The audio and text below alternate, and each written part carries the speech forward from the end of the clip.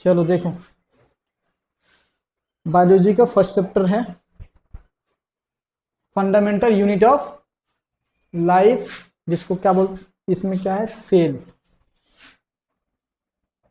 Cell के बारे में पढ़ना है, ठीक है। जो सबसे छोटी यूनिट होती है वो होती है सेल, ठीक है। उसके बारे में पढ़ना है। तो देखो, सेल में जब हम पढ़ेंगे तो इसमें आपको एनिमल सेल भी पढ़ना है और प्लांट सेल, ठीक है। एनिमल में कौन कौन से आ जाते हैं भाई? ह्यूमन बीइंग, है ना, डॉग, ये जितने भी सब क्या आएंगे, एनिमल में आते हैं। तो उनमें ये सारे चीजें उनकी बॉडी में सब इंक्लूड होती है, सारा चीज इसमें रहता है, ठीक है। प्लांट में उनका भी सेल होता है, वो इस टाइप से होता है, ठीक है। इसी के बारे में हम लोग पढ़ेंगे एक एक करके। सेल मेम्ब्रेन क्या होता है, राइबोसोम, लाइसोसोम, ठीक है। ये सब एक एक चीज पढ़ना है। बहुत बड़ा चैप्टर है ये, याद रखना, बहुत बड़ा चैप्टर है। कम से कम इसमें आपको 10 दिन तो जाएगा ही जाएगा, ठीक है। चलो आ जाओ, सबसे पहला है सेल, ठीक है। A cell is a basic structural and functional unit of all life form, ठीक है। जब लाइफ आपका स्टार्ट होता है तो सबसे पहले सेल से ही, किसी का लाइफ स्टार्ट होता है सेल से ही होता है, ठीक है। समझ में आ रहा है? यही फंडामेंटल सबसे छोटा यूनिट, सबसे पहला यूनिट यही होता है आपका सेल, ठीक है। ऑल लिविंग परफॉर्म और compose of microscopic unit called cell. अब छोटे छोटे छोटे छोटे सेल मिलके आपके टिश्यू बनते हैं, पता है ना। सेल को इस तरह समझो, एटम समझ रहे हो, उस तरीके से, इस तरीके से हमारा सेल होता है, ठीक है। अब जो सेल के बारे में पढ़ता है, study of structural and composition of cell is called cytology. उसको क्या बोलते हैं हम लोग, ठीक है। अब देखो, पहला किसने खोज किया अभी? रॉबर्ट हुक, ठीक है। इन्होंने इसका क्या किया, डिस्कवर किया था। कब किया था? 1665 में, ठीक है। 1665 में, ठीक है। 1665 में, ठीक है। The first free living cell was discovered by A.V. Leeuwenhoek in 1670 में, 1674 में किया था, 1674 में। ये सब थोड़ा सा, ये तो ज्यादा पूछता है, ये आपको कंपटीशन एग्जाम में भी रॉबर्ट हुक का आता है, ठीक है। Protoplasm is a aggregate of the various chemicals such as water, iron and salt. चलो ये आगे पढ़ेंगे धीरे धीरे सब करके, ठीक है। तो सेल क्या है? Basic and structural function unit of life, ठीक है। अब आता है, टू टाइप सेल होते हैं हमारे, कौन कौन सा होता है? Prokaryotic cell and eukaryotic cell. याद रखना, प्रोकैरियोटिक सेल क्या होता है और यूकैरियोटिक सेल क्या होता है, ठीक है। प्रोकैरियोटिक सेल क्या होता है? Very minute in a size, 0.1 से लेके 5 UM तक होता है। समझ में आ रहा है? बहुत ही छोटे होते हैं, समझ में आ रहा है? प्रोकैरियोटिक बहुत छोटा है, जैसे कि आप देखे होंगे बैक्टीरिया, बैक्टीरिया दिखाई देता है क्या आपको? माइक्रोस्कोप से दिखाई देता है, मतलब बहुत छोटे होते हैं, ठीक है। अब आता है हमारा यूकैरियोटिक, ठीक है। इन दोनों का डिफरेंस पूछा जाता है, ठीक है। तो यूकैरियोटिक क्या होता है? जनरली उनसे बड़े होते हैं, 5 से लेके 100। यहाँ पॉइंट्स में देखो, समझ में आ रहा है? ये जहां से खत्म हो रहे हैं वहां से ये शुरू होता है, समझ में आ रहा है? प्रोकैरियोटिक सबसे छोटा होता है और यूकैरियोटिक उससे बड़े होते हैं, समझ में आ रहा है? इसमें न्यूक्लियस रीजन, इसमें न्यूक्लियस नहीं पाया जाता है, समझ में आ रहा है? न्यूक्लियस नहीं होता है, ठीक है। But nuclear material surrounded by a nuclear membrane, यहाँ न्यूक्लियर आपका प्रेजेंट होता है, ठीक है।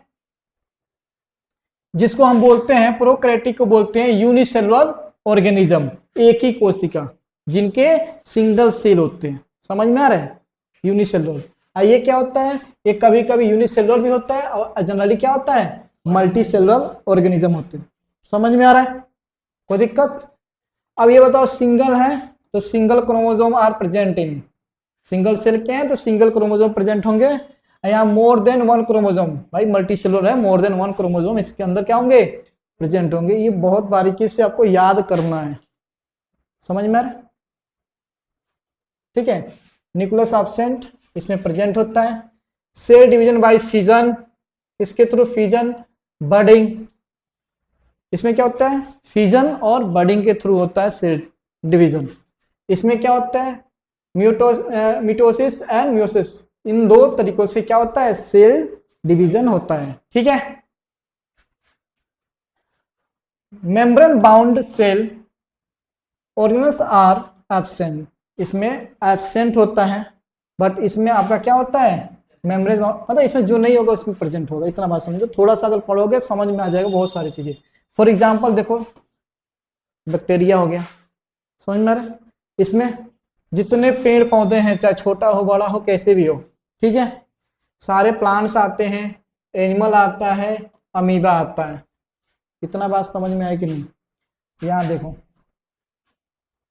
ये है सेल वॉल, प्लांट का है, न्यूक्लियड, प्लाज्मा मेम्ब्रेन, राइबोसोम, और ये आपको देखो इसमें से साइटोप्लाज्म, लाइसोसोम्स, ये सब कुछ इसमें दिया हुआ है ये फिगर से। चलो आगे देखो, अब आता है यूनिसेलुलर एंड मल्टीसेलुलर, बताया ना दोनों। ये सिंगल सेल से बने होते हैं, बहुत सिंपल होते हैं। ठीक है, ये लार्ज नंबर ऑफ सेल बहुत कॉम्प्लेक्स होते हैं। ठीक है, फंक्शन देखो, कार्य क्या होता है?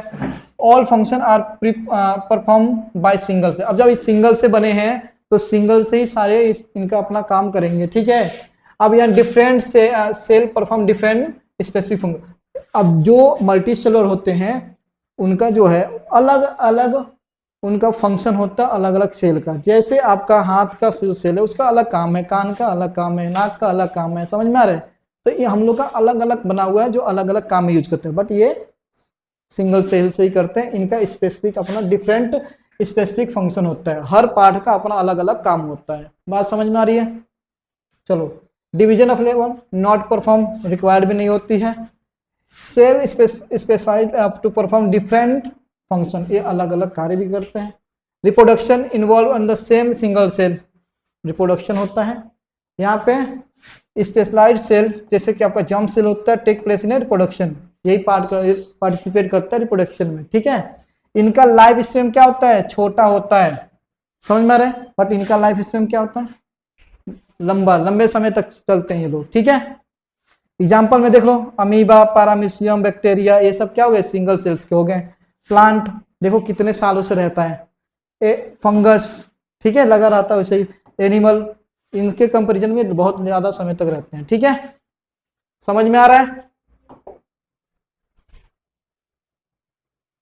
चलो, अब देखो इनका शेप कैसा होता है। ये हर सेल का अपना अलग अलग शेप भी होता है। ठीक है, cell of a variable shape and size, cell होते हैं उनका अलग अलग साइज शेप होता है, समझ में आ रहा है? That vary is according to their function position, मतलब किस कार्य के लिए बनाया गया है उसका शेप, उसका साइज और शेप दोनों अलग अलग होते हैं। ठीक है, जनरली सेल आर स्पेरिकल, कैसे होते हैं जी? स्पेरिकल, गोल टाइप के होते हैं। बट दे मे बी इनलोंगेटेड, लंबा होते हैं। ठीक है, जैसे नर्व सेल होते हैं, ब्रांचड।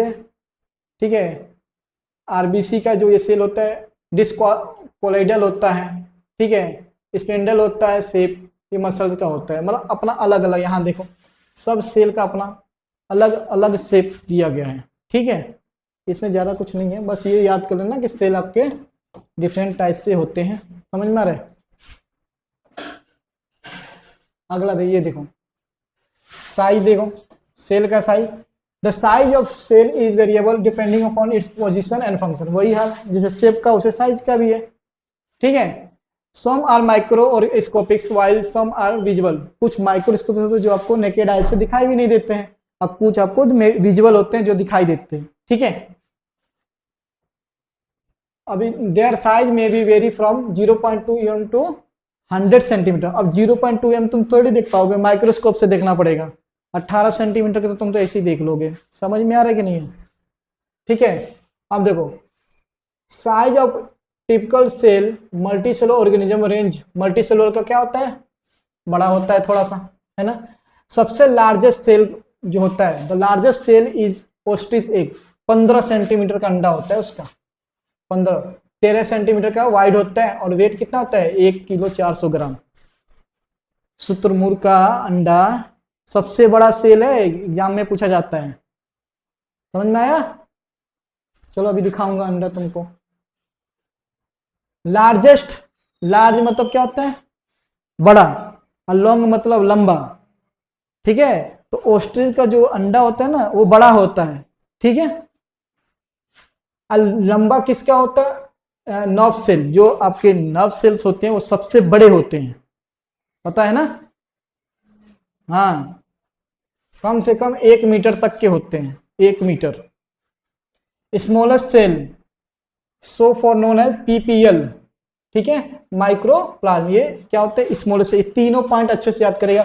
शुतुरमुर्ग का अंडा सबसे बड़ा होता है सेल में, सबसे लंबा नर्व सेल होता है, और सबसे छोटा जो होता है वो माइक्रोप्लाज्मा है, पीपीएल होता है, ठीक है। चलो आ जाओ, ये रहा, आ जाओ। अरे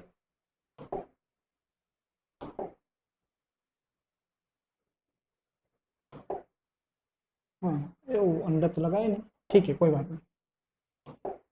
देख लो इसका, आपको दिखाता हूँ एग।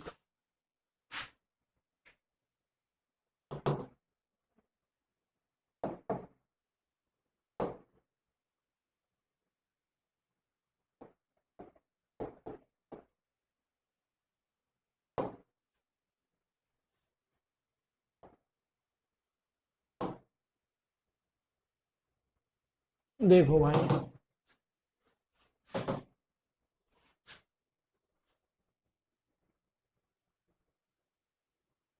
ये देखो कितना बड़ा अंडा होता है, 15 सेंटीमीटर का होता है, समझ में आ रहा है। इतना बड़ा अंडा मिलेगा आपको, है ना। मुर्गी का अंडा इतना बड़ा, एक बनाओगे पूरे घर का काम चल जाएगा। नहीं समझ में आया कि नहीं। चलो फिर चलते हैं अपने क्लास की तरफ। समझ में आ गया। अब आता है कंपोनेंट्स ऑफ सेल, ठीक है। तो सबसे पहला आप पढ़ोगे इसमें plasma membrane, nucleus and cytoplasm, ठीक है।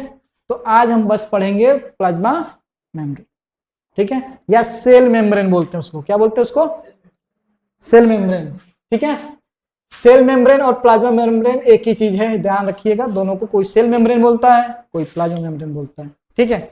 देखिए, plasma membrane is a selective permeable membrane in a nature, means it allow to permit to enter and exit of some material in and out of the cell। देखो ये guard की तरह होता है, समझ में आ रहा है।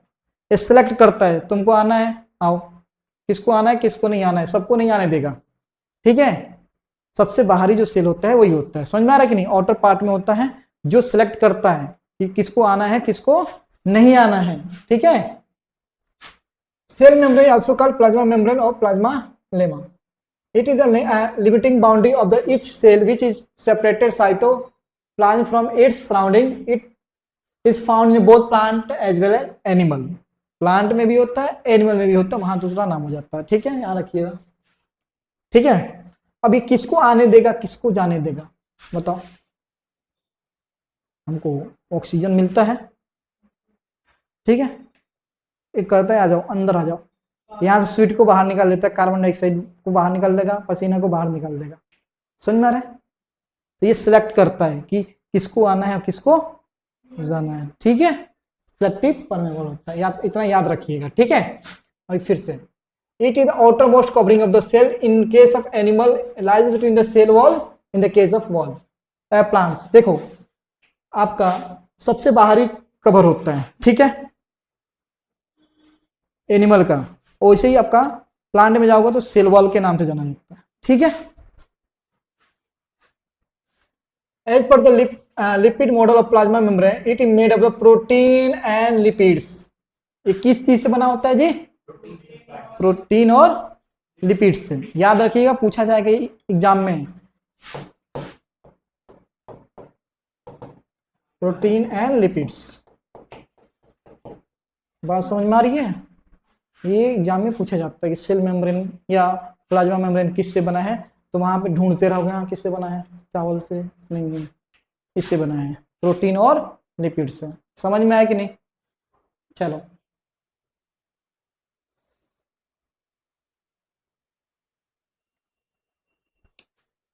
यहां देखो, it is flexible, it can be folded, broken and reunited. मतलब ये क्या है, फ्लेक्सिबल होता है फिर दोबारा बन जाता है, समझे, दोबारा रिपेयर भी हो जाता है। ठीक है, कहीं चोट वोट आ गया पर बाउंड करता है, मुड़ता रहता है। और सबसे इंपॉर्टेंट इसमें से कम 3 पॉइंट्स आपको अच्छे से आना चाहिए, मिनिमम 3 पॉइंट्स लिखने हैं। ठीक है, दूसरा ये बना किससे है, प्रोटीन और लिपिड से, इसका याद रखना है। अब इसका मेन आता है फंक्शन, इसका कार्य क्या है। ठीक है, मतलब सेल मेम्ब्रेन का कार्य क्या है, क्या काम करता है, क्यों है ना। तो आता है इसमें देखो, it regulate the movement of molecules inside and outside of the cell, movement करता है। ठीक है, अंदर किसको रखें, बाहर किसको भेजे, अंदर बाहर ले जाने का काम करता है। ठीक है, कि भाई एंटर कर ले, ऑक्सीजन आ जा, ठीक है, कार्बन डाइऑक्साइड बाहर निकल रहा, स्वीट बाहर निकल रहा है ना।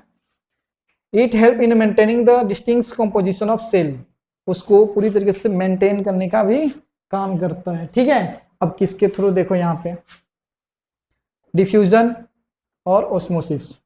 अगर देखो अंदर ज्यादा, जैसे डिफ्यूजन क्या होता है, हाई कंसंट्रेशन से लो कंसंट्रेशन तक चला जाता है। जैसे diffusion, solvent and solute particles move to equally concentrated semi membrane involved। देखो डिफ्यूजन किसे कहते हैं, हाई कंसंट्रेशन से लो कंसंट्रेशन तक जा रहा है, उसे क्या कहते हैं हम लोग, डिफ्यूजन। अब अंदर जब ज्यादा हो जाएगा तो बाहर की तरफ डिफ्यूज कर देगा, जब अंदर कम होगा ले लेगा बाहर की। समझ में आ रहा है? तो डिफ्यूजन वो होता है हाई कंसंट्रेशन से लो कंसंट्रेशन की तरफ जाता है। बात समझ में आया? ऑस्मोसिस देखो, समझ में आया कि नहीं? ठीक है, कोई दिक्कत यहां तक? अब एक एक ऑस्मोसिस और ये आपको अलग से पढ़ाए जाएंगे, कोई दिक्कत नहीं है। यहाँ देखो आगे, ओ बस इतना ही था आज के लिए, एक बार और देखोगे? चलो एक बार देख लो जल्दी से।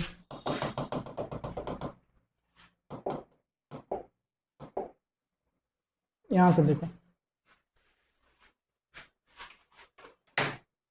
कहीं डाउट है तो बताओ, देख लो जल्दी से।